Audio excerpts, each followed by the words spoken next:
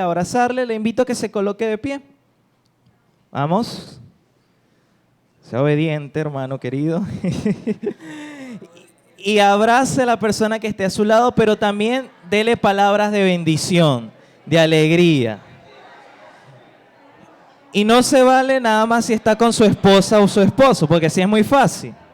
Al de atrás, al de adelante. Dígale que lo ama en el Señor, que se ve bello o bella en esta mañana. Aprovechen que háganlo por mí, yo no puedo hacerlo. Y bueno, hermanos, aquí hay una que sí se subió. Rompió el protocolo de... Bien, mientras nos vamos sentando, mientras nos vamos acomodando, hermanos queridos, hoy estamos finalizando nuestra miniserie del mes de enero, que si usted se había perdido o no se recordaba, estábamos tratando acerca de lo que la iglesia debe cuidar. Una serie de herramientas bíblicas y espirituales que el Señor nos ha dado a lo largo de estas 3 semanas para blindar, proteger y saber cómo direccionarnos en este 2023, tanto su vida personal como la de su familia y como la de nuestra iglesia. Y en estas semanas hemos abordado temas como el permanecer, la importancia de vivir anclados a la sana doctrina, el hecho de cómo la vida en santidad que Dios nos demanda porque Él es santo, hace que no solamente esto proteja nuestra vida de malas decisiones de pecado y que el Señor nos bendiga, sino que esto hace que la iglesia, ¿qué? La iglesia crezca en los pilares del evangelismo y el discipulado. Y como último tema, hoy estaremos desarrollando que la iglesia debe cuidar su identidad en Cristo. ¿Qué debe cuidar la iglesia el verbo de Dios? ¿Su identidad en qué? Su identidad en Cristo. Y es que para nadie es un secreto, hermanos, de que el tema de la identidad es un tópico que se viene tocando, ¿qué? Con mucha frecuencia en estos últimos años. Si usted lo nota en liceos, desde la primaria, kinder, en educación superior, en todo esto a nivel de salud mental, a nivel de salud pública, física, lo puede notar a través de los grandes medios masivos de comunicación, por radio, televisión, redes sociales, que hay psicólogos, coach, etcétera, etcétera, de personas que hablan acerca de la importancia de la identidad, y esto la iglesia tampoco se ha alejado acerca de este tema, sino que también lo ha abrazado. ¿Pero por qué? ¿Cuál es el motivo, el repentino aparente interés de saber quiénes somos? ¿Por qué estamos en este mundo? ¿Y cuáles son nuestros propósitos? ¿De dónde nace que esta parte del hemisferio del mundo, el occidental, Europa, América Latina, sobre todo América Latina, Norteamérica, de repente se interesó por saber quiénes somos? ¿Qué es la identidad? Bueno, hermano, si pudiésemos tener una línea del tiempo en esta mañana para ver cómo el tema de la identidad ha venido subiendo cada vez más a lo largo de los siglos, nos sorprenderíamos demasiado cuando a finales del siglo XIX y a principios del siglo XX, la flecha, si hablamos de estadística, se dispara de una forma estrepitosa. Esto ya viene desarrollándose desde el individuo, desde el Renacimiento, siglo XV, XVI, luego el siglo XVIII, que es cuando estallan las revoluciones, los movimientos de independencia, todo esto de las mentes ilustradas, acerca de que el hombre, la persona como individual, el yo, es importante. Pero estas ideas afloran de una manera exponencial en el siglo XX. ¿Y por qué? Bueno, hermanos, esto sucede luego de 2 grandes acontecimientos a mediados del 45 para atrás del siglo XX. ¿Cuáles son esos 2 acontecimientos que dejaron un saldo de 50, 60 millones de personas muertas? ¿Cuáles son? Las guerras mundiales. Pero no solamente esto despertó la curiosidad por el hombre de saber quiénes somos. Claro, después de tanta destrucción nos preguntamos, ajá, ¿y por qué yo estoy aquí? Luego de dejar millones y millones de personas muertas. Pero bueno, así es el hombre de incoherente en su forma de caminar. Pero viene otra serie de acontecimientos, sobre todo en los gobiernos que triunfan en la Segunda Guerra Mundial, de establecer leyes, investigaciones y edictos en sus constituciones que van contra natura. ¿Qué significa la contra natura? Pues leyes que están totalmente en contra de la naturaleza de vida que el Señor estableció para con los seres humanos, como lo es leyes a favor del aborto, leyes a favor del matrimonio igualitario, hombres, hombres, mujer y mujer, el hecho de que ahora a través de tratamientos hormonales, electroshock, operaciones, las personas podrían cambiar, entre comillas, de género, incluso aplicando esto de los infantes. Y asimismo vemos cómo los gobiernos en el siglo XX van cada vez pervirtiéndose más y más, cayendo en una decadencia moral al punto de que universidades, escuelas, centros públicos, centros de estudio, gobiernos, hogares comenzaron a sacar la oración, la Biblia, como tema básico, como tema principal en su vida cotidiana. ¿Y qué tenemos como resultado entonces, hermano? Bueno, lo que hoy es una crisis a nivel mundial de identidad, y esto se ve reflejado en la cantidad del aumento en la tasa de depresión, de ansiedad, de suicidios, de divorcios, de violencia familiar. Y no nos vamos muy lejos, aquí en Venezuela, la tasa de suicidios en los últimos años, debido a lo que hoy golpea tristemente nuestra nación, se ha disparado de una forma terrible, sobre todo en la parte de juventud y adolescencia. Entonces, ¿qué fue lo que falló? ¿Qué fue lo que pasó? Que los seres humanos sacaron a Dios como la respuesta principal del origen de quiénes somos y de dónde venimos, y comenzó a reemplazarlo por ideas, por llenar ese vacío existencial con vicios, con formas cerradas de creer de quiénes somos, y esto ha llevado a los seres humanos a destruirnos, a destruirnos y a destruirnos. Y esto lo expresa Pablo, y vamos a ubicarnos en 2 Timoteo, capítulo 3, versos del 1 en adelante.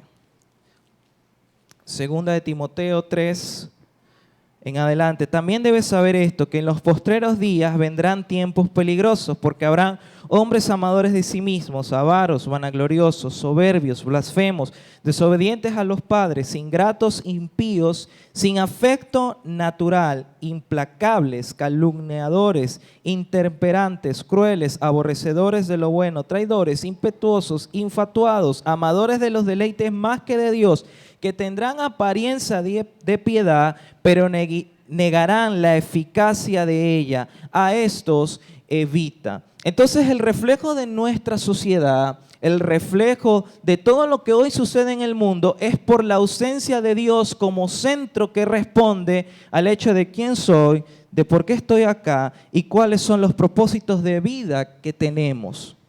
Y la iglesia, como fuente de verdad que el Señor ha dejado, ¿para qué? Para ser mensajeros de paz, para predicar de la solución del hombre ante esta ausencia de paz, de llenura que solamente el Señor puede dar. Resulta que la iglesia también se ha visto contaminada de esto. Se ha visto salpicada de este veneno y no nos hemos limpiado. ¿Y cómo se ha manifestado esto en la iglesia en estos últimos años?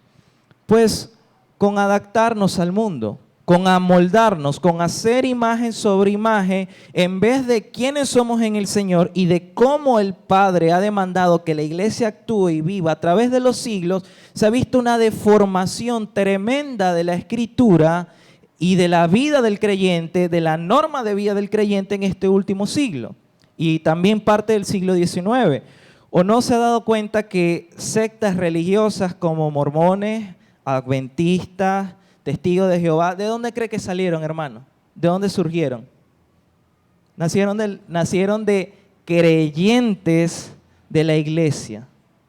Y esto es parte de esa manifestación de los últimos tiempos. También se muestra en la iglesia cuando decidimos reemplazar los deseos y tesoros que el Señor nos ha entregado por las cosas terrenales. Y como resultado vemos a creyentes con vacíos, que se sienten intranquilos, que no tienen la paz, mejor dicho, que no practican en la paz del Señor, porque el Señor nos las ha dado, solo que no la practicamos, que no están en la llenura del Espíritu, por ende no tienen o no se alimentan de ese gozo en el Señor, y que viven unas vidas de insatisfacción, no porque el Señor lo quiera así, sino porque nosotros mismos, por no fundamentarnos en quiénes somos y en lo que el Señor dice, pues estos son los resultados. Yo le pregunto en esta mañana, hermanos, ¿en dónde está basando su valor? ¿Quién es usted? ¿Y por qué está en este mundo? ¿En lo terrenal? ¿Será que está apuntando más a eso? ¿O se está aferrando a los tesoros que tenemos en Dios? Esto es para que pensemos, analicemos y reflexionemos en esta mañana. Y como primer punto, vamos a ubicarnos en Génesis, capítulo 1, versos 26 al 28. Como primer punto tenemos que nuestra identidad se perdió o fue distorsionada en el Edén. Una identidad perdida o distorsionada en el Edén. Vamos a leer lo que nos dice la palabra de Dios a partir del verso 26. Entonces dijo Dios, hagamos al hombre a nuestra imagen, conforme a nuestra semejanza, y señoree en los peces del mar, en las aves de los cielos, en las bestias, en toda la tierra y en todo animal que se arrastra sobre la tierra. Y creó Dios al hombre a su imagen, a imagen de Dios los creó, varón y hembra los creó. Y los bendijo Dios y les dijo, fructificad y multiplicaos, llenad la tierra y sojuzgadla, y señoread en los peces del mar, en las aves de los cielos y en todas las bestias que se mueven sobre la tierra. Y antes de exponer lo que el relato bíblico a profundidad nos está tratando de enseñar, debemos definir qué es identidad. Porque estoy mencionando a cada momento identidad, pero vamos a entonces saber qué nos dice. Yo me tomé de un buen diccionario teológico, hermano, se lo recomiendo. Se llama la Enciclopedia Teológica de Herder y nos dice, presta atención, se define identidad como la capacidad de sentirse y aceptarse como uno es. Es la base de la conciencia, que se dice a sí misma, yo soy y no soy otro. Esto comienza a desarrollarse a partir del año y medio de vida del ser humano y lo asocia con su cuerpo, su imagen física, su nombre, su entorno afectivo y luego social. Tomando esta definición que el diccionario nos arroja, juntamente con la palabra del Señor, ¿cómo podemos llegar a esta conclusión de yo soy y no soy otro a lo largo de nuestra vida? ¿Cómo respondemos como individuos que soy diferente, que mis propósitos dados por Dios son estos? ¿Cómo lo hago? ¿Cómo lo hace usted, hermano? A través de su nombre, de cómo se llama. Si se llama, no sé, Carmen Esther Linares, no sé, un ejemplo, ¿no? Ahí va a encontrar su identidad. No. Va a encontrar su identidad en la fecha de su nacimiento, 14 de agosto del 2001, en el Antonio María Pineda, que nació. Esa es la fecha de mi cumpleaños, por si quieren anotarla, hermano querido. Ahí va a encontrar la respuesta de quién es usted, del por qué el Señor le dio vida, ahí va a estar sus propósitos. No.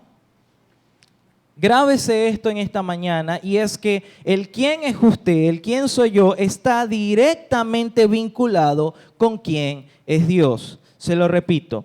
Quiénes somos está directamente vinculado con quién es Dios y cómo esto nos lo expresa su palabra. Cuando el Señor dice, hagamos al hombre a nuestra imagen conforme a nuestra semejanza. Y hermano querido, esta expresión es tan rica a nivel doctrinal, es preciosa, es hermosa, que podríamos durar horas hablando de las vertientes y ramificaciones, pero no vamos a durar horas, tranquilo. Va a llegar a tiempo para almorzar, no se preocupe. ¿Qué significa esto? De que somos conforme a la imagen de Dios. Bueno, para entenderlo de una manera bastante sencilla, le pregunto, ¿usted es inteligente? Como que no se lo creen. ¿Usted es inteligente? Amén. Sí, claro que sí. Usted es una persona que razona. ¿Se escuchó un poquito más? ¿Usted es una persona que siente y se emociona? Ese sí, obviamente le va a sacar más. Pues nuestro Señor es un Dios razonable, emocional, sintiente, es un Dios pensante, es un Dios inteligente. Le pregunto, ¿usted tiene la capacidad de idear, de desarrollar, de descubrir, de investigar, de profundizar en sus pensamientos? Amén. Dígame fuerte, porque somos capaces. Nuestro cerebro, el Señor lo diseñó con esas funciones. Claro que sí. Amén. Pues nuestro Señor lo hizo primero. Él es primero. Amamos, nos emocionamos, sentimos felicidad, sentimos tristeza, ¿sí o no? Claro que sí. Pues nuestro Señor también lo hizo primero. Somos reflejo en nuestra conciencia, en nuestra alma, en espíritu, en inteligencia de quién es el Señor. Y esto por lógica no lo responde una serie de azar por medio de la evolución, teorías acerca de la materia inanimada, para que una mente tan espectacular a nivel neuronal como la que tiene, la red que tiene nuestro cerebro, tuvo que venir de una inteligencia superior que es nuestro Dios. Ese es el origen de su vida, ese es el origen que yo tengo. Una inteligencia infinita como es Dios, fue quien nos formó, nos dio identidad y nos dio vida. Amén. Somos conformes a su imagen y a su semejanza. De hecho, la Escritura dice que somos corona, joya de la creación universal hecha. Así que podríamos decir que somos más valiosos que un diamante.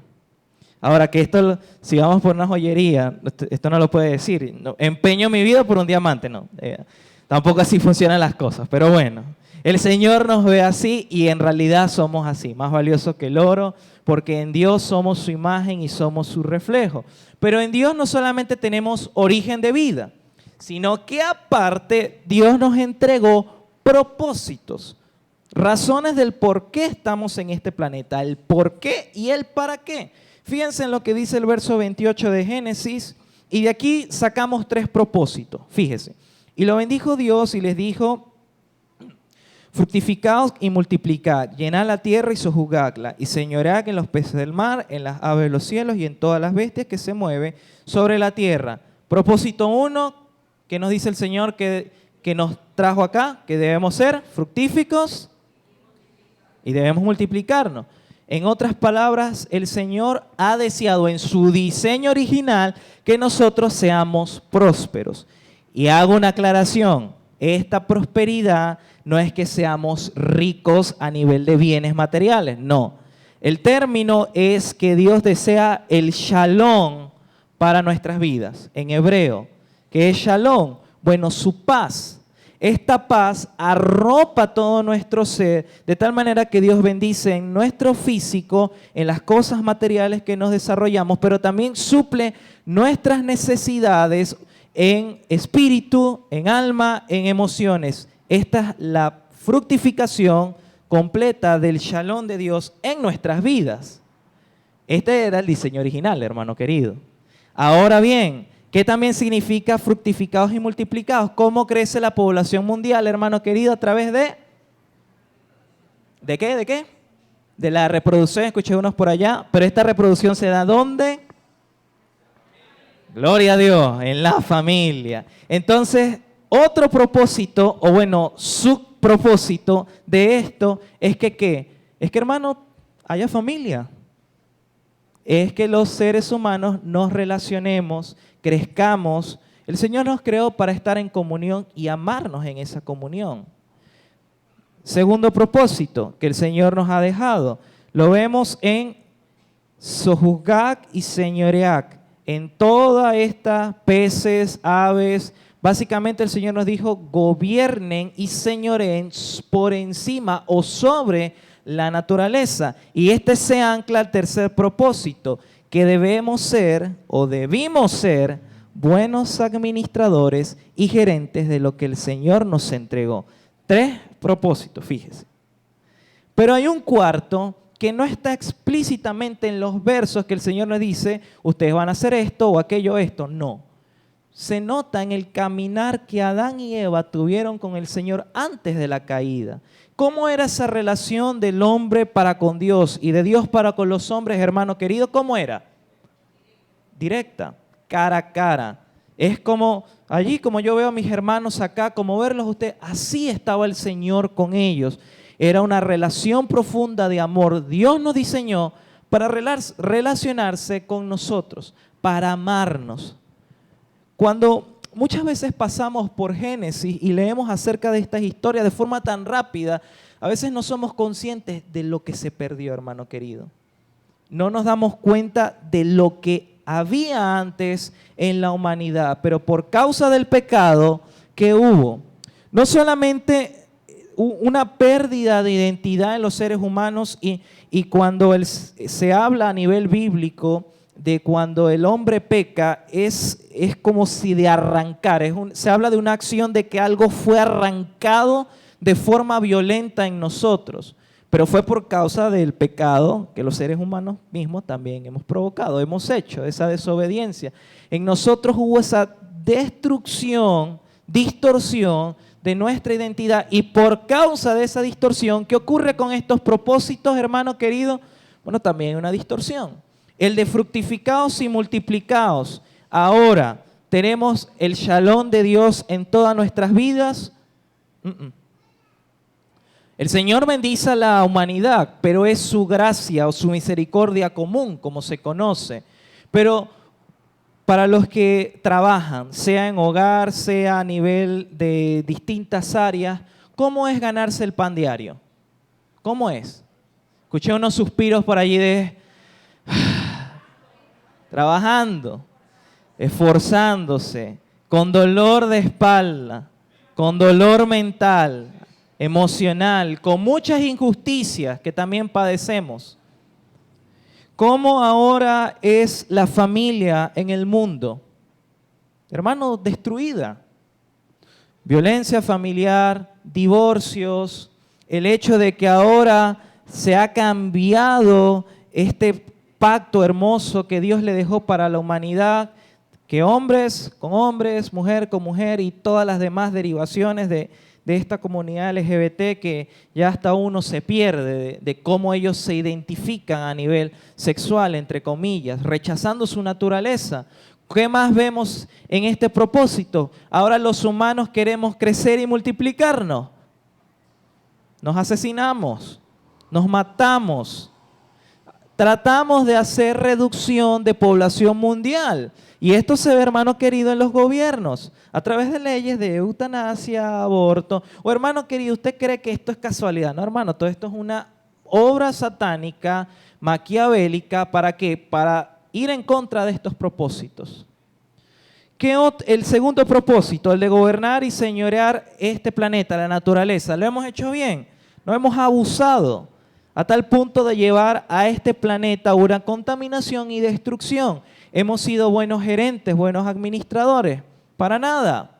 Mientras yo estoy bien, mientras este país tenga plata, tenga bienes, tenga salud, tenga recursos, pero el otro esté mal, a costa de yo sacarle beneficio, no importa, porque si a mí me va bien, el que está al lado mío no debe interesarme. Y el más importante, el propósito de relacionarnos íntimamente con Dios, ¿cómo está para con la humanidad? Destruido, totalmente dañado. ¿Y cómo ha venido el hombre a través de los siglos tratando de llenar esta crisis existencial con las cosas terrenales? Vicios, fama, dinero, relaciones, etcétera, etcétera, etcétera. Cualquier cosa que trate de satisfacer de una forma equivocada ese vacío que solamente podemos llenar en el Señor. Y esto nos lleva ¿a qué? A que antes de Cristo estuviésemos viviendo vidas vanas. Como hace 2 semanas estuvimos estudiando en el tema de la santidad, que la vida vana significa sin sentido, sin rumbo, sin una brújula bien establecida. Pero gracias al Señor que ya no estamos en esa vida. Amén. Que ya usted y yo no estamos en esta identidad perdida, sino que nuestra identidad en Cristo ha sido restaurada. Y ese es el segundo punto que vamos a estar desarrollando hoy. Vámonos a Efesios capítulo 2, verso 10. Efesios 2, versículo 10. Entonces, si sabemos que ya nuestra naturaleza no es como la que pasó Adán y Eva en su pecado luego de su caída en el Génesis, ¿por qué estudiamos acerca de esta identidad perdida? Bueno, hermano, para que usted se dé cuenta de la tremenda necesidad que tiene la persona a su lado que no conoce de Cristo. No su hermano en esta mañana, no en un sentido literal, no quiero decirlo, sino su vecino, su familiar que no tiene a Cristo, su esposo, su esposa, sus compañeros del trabajo, del liceo, de la universidad, del trabajo, las personas a su alrededor. Esta es la crisis que ellos están viviendo. Ellos no saben por qué están aquí y tratan de satisfacer de forma incorrecta su necesidad en Dios. Es para darnos cuenta, hermano querido, que este mensaje es el que debemos llevarle. Y también hoy hay otra razón del por qué estamos estudiando esto, para no volver atrás, para no regresar y anhelar lo que estaba destruido por algo que ha sido restaurado en el Señor. Dice Efesios 2:10, porque somos hechura suya, creados en Cristo Jesús para buenas obras, las cuales Dios preparó de antemano para que anduviésemos en ella. Cuando Cristo muere y resucita, nos acercamos a Él en salvación, en gracia. No solamente ya somos salvados de nuestros pecados, sino que hay un cambio radical en nuestra naturaleza, hay una metamorfosis que ese vacío que le mencioné en la palabra de Dios, que fue el arrancarse esa identidad, ahora Cristo vino a nosotros y que hizo una transformación completa de nuestro ser. ¿Y cómo se traduce esa transformación completa? ¿Cómo lo vemos? Pues en Efesios capítulo 1, versos del 3 al 14. Y hermano querido, yo le digo esta mañana que deleítese en este pasaje. Ámelo, profundícelo, porque esto es lo que Dios dice que somos. Y a medida que vamos a estar estudiando esta porción, cada 1 o 2 versículos vamos a ir haciendo pausas. ¿Para qué? Para detallar de forma correcta lo que el Señor quiere transmitirnos. Versículo 3, bendito sea el Dios y Padre de nuestro Señor Jesucristo, que nos bendijo con toda bendición espiritual en los lugares celestiales en Cristo. En primer lugar, hermano, entienda que estos tesoros que somos en Dios son de naturaleza ¿qué? Espiritual, pero aquí lo dice mejor. ¿De dónde nace esto? Son bendiciones de naturaleza celestial.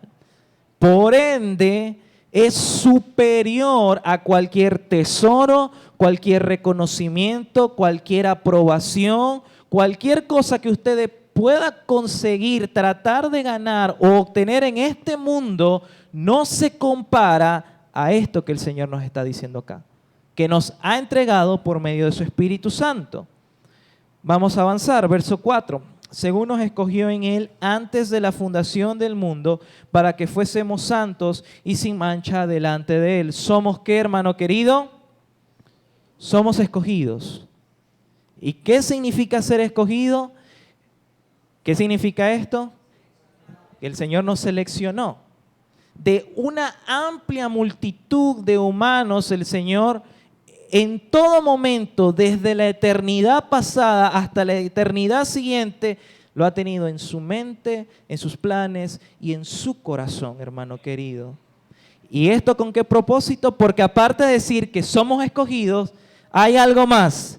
Fuimos escogidos ¿para qué? Para ser santos y sin mancha. O sea, para vivir única y exclusivamente para Dios. Esto quiere decir, hermano, que usted y yo no somos errores, no somos casualidad, no somos un plan B, no somos platos de segunda mesa, como quizás muchas veces coloquialmente hemos escuchado o incluso hemos pensado. El Señor nos muestra que Él nos ha seleccionado por amor, por misericordia, para que vivamos para Él y por Él. Y eso apenas es uno. Verso 5, en amor, habiéndonos predestinados para ser adoptados, hijos suyos por medio de Jesucristo, según el puro afecto de su voluntad. Somos adoptados, somos hijos de Dios, y esto es puramente por su gran amor. Esto quiere decir, hermano querido, que usted más nunca va a estar solo. Tiene un Padre que lo ama. Tiene una familia en la fe que lo ama. Tiene hermanos que van a estar allí para luchar codo a codo en esta carrera de la fe, en este mundo, para que anhelemos y hasta que el Señor venga a buscarnos. Entonces somos escogidos, somos adoptados, somos hijos de Dios. Verso 6, para la alabanza de la gloria de su gracia, en la cual nos hizo aceptos en el amado. ¿Somos qué? Somos aceptados por medio de Cristo. No había manera en que tú y yo pudiésemos volver al Señor. Esa relación que se vio rota en Génesis, no había canal en que usted y yo pudiésemos restaurarla. Fue Dios quien se acercó en su santidad y en su amor, y en ese acercamiento de santidad, como estudiamos hace 2 semanas, no nos destruyó, ni tampoco se alejó, sino que nos redimió, nos restauró, nos transformó para nunca más alejarse de nosotros.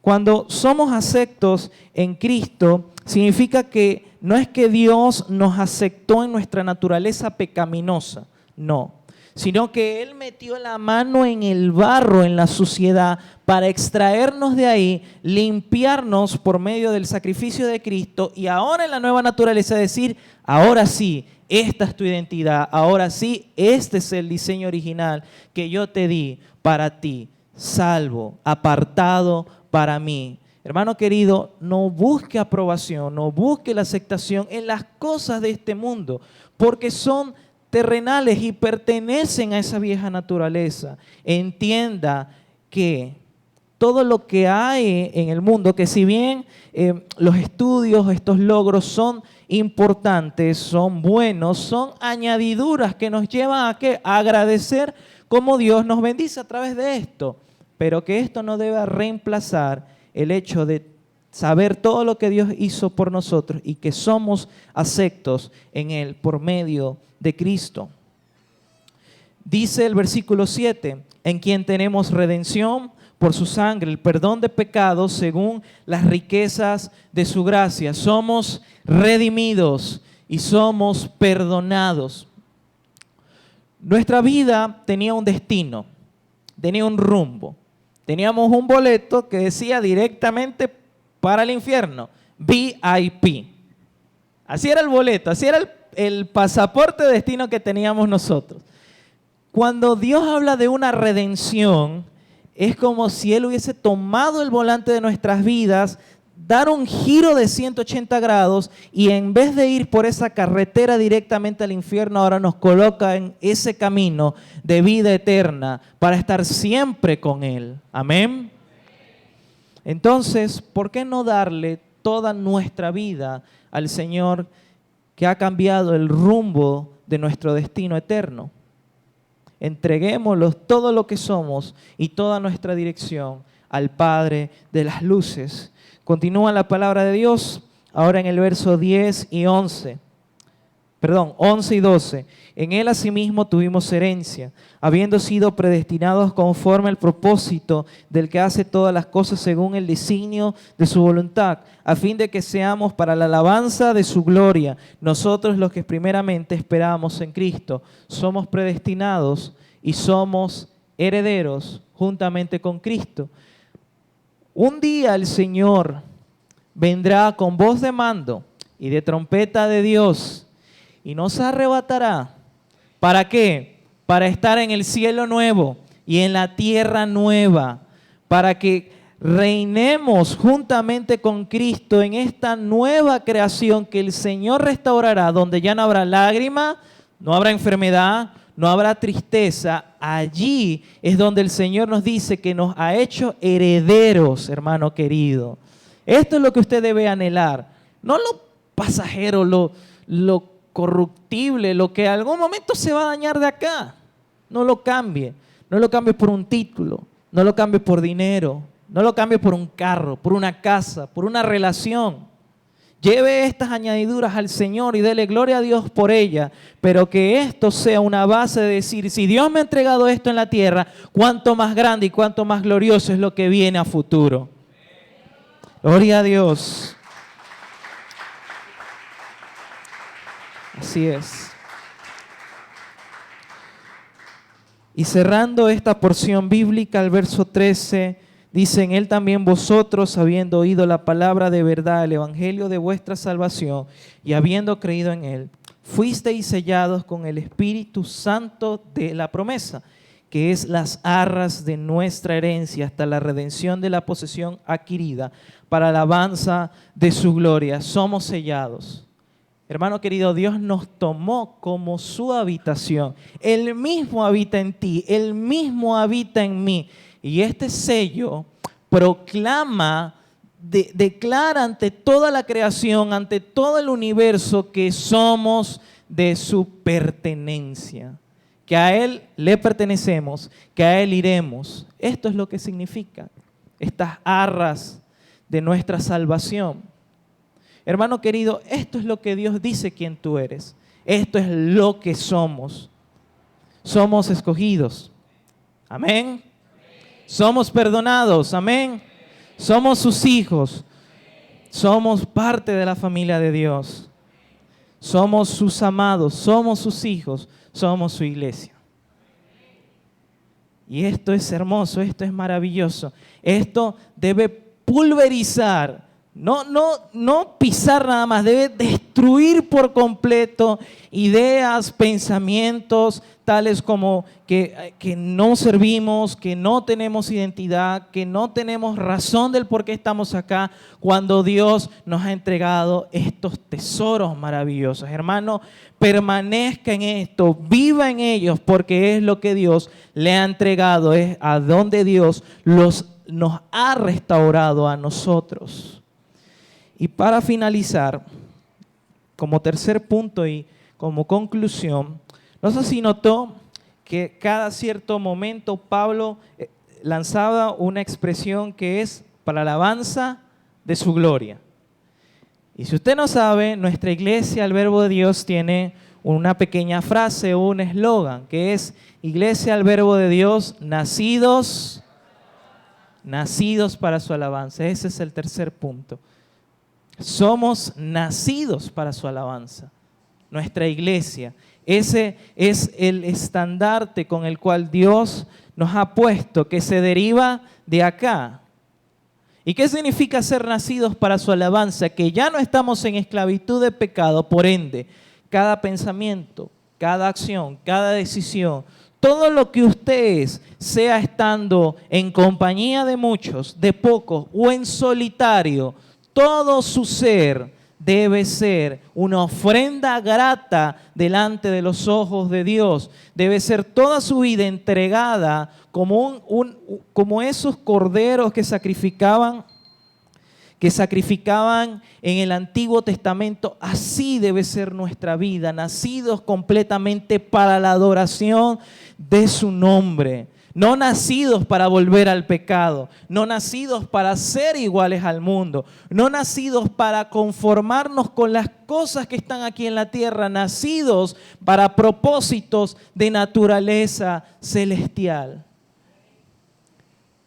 Vuelvo con mi pregunta del inicio. ¿Estamos anclando nuestras vidas a estos propósitos? ¿O estamos perdiendo el tiempo llenando vasijas rotas? ¿Y qué significa llenar vasijas rotas? Pues tratar de acomodar en nuestra vida cosas que ya no pertenecen a esta nueva naturaleza. Quizás hoy hay hermanos acá que viven fuera de la paz del Señor, sin la llenura de su espíritu, y por ende sienten que están caminando en una vida de insatisfacción.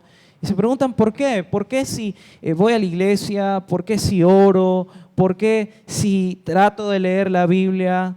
Pero puede ser que en su vida hay algo que esté tratando de encajar que ya no pertenece a esta nueva naturaleza. Así que discierna hoy por medio de su espíritu a través de este filtro de la palabra de Dios y pueda decir, ¿será que yo estoy viviendo de forma secta delante del Señor o no? ¿Será que yo como hijo de Dios me aferro a esto o actúo como antes, como si fuese hijo de perdición? Y de esta manera nosotros podemos analizar y decir, ¿estoy basando mi identidad en el Señor o no?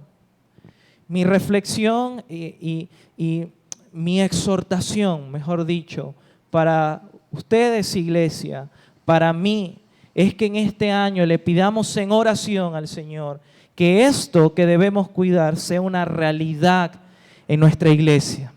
Que podamos permanecer en la sana doctrina, que vivamos en santidad, que vivamos en intimidad y que vivamos reflejando la gloria de Dios porque somos sus hijos y esta es nuestra identidad restaurada. Póngase de pie, hermano querido. Vamos a orar y vamos a alabar el nombre de nuestro Señor. Padre, te damos gracias en esta hora por tu palabra. Gracias porque Padre, es confrontante, es directa. Señor, habla a nuestro corazón, habla a nuestros pensamientos y no hay forma, Señor, por medio de tu Espíritu que cuando nos encontramos contigo, cuando nos encontramos con tus palabras, con tu hablar, es imposible, Señor, no sentirnos confrontados para cambiar, para ser restaurados en ti. Oh Dios, te ruego, Señor, en esta hora, que si hay hermanos acá que de alguna manera han vivido alejados de ti, que hay áreas de su vida donde no han reflejado esta identidad nueva, que los ayudes, Señor. Somos falibles, somos seres humanos aún transformados por tu poder. Pero, Señor, te ruego en el nombre de Jesús, que estas cargas de nuestra naturaleza pecaminosa lo llevemos ante la cruz, cruz que rompe maldiciones, cruz que venció el pecado, Señor, y que nosotros, la iglesia, el verbo de Dios, tus hijos, podamos vivir sabiendo y actuando que somos escogidos, que somos predestinados, que hemos sido sellados con el Espíritu Santo de la promesa, que en ti somos más que vencedores y que algún día vendrás por nosotros, Señor. Oh Padre Celestial, eres bueno y te pido también, Señor, para que bendigas a aquellos hermanos con necesidad en esta hora, que suplas en tu voluntad ante las carencias emocionales, físicas, Señor. Padre, restaura en el nombre de Jesús cualquier estado de tristeza, de ansiedad, de depresión, Señor. Ayuda a mis hermanos que estén en esta situación a aferrarse a ti, a salir de esa situación de manera milagrosa, Señor, y como iglesia podamos arroparlos en amor. Abrázanos en amor, Señor, que tu Espíritu Santo, Padre, transforme de una forma sobrenatural cada día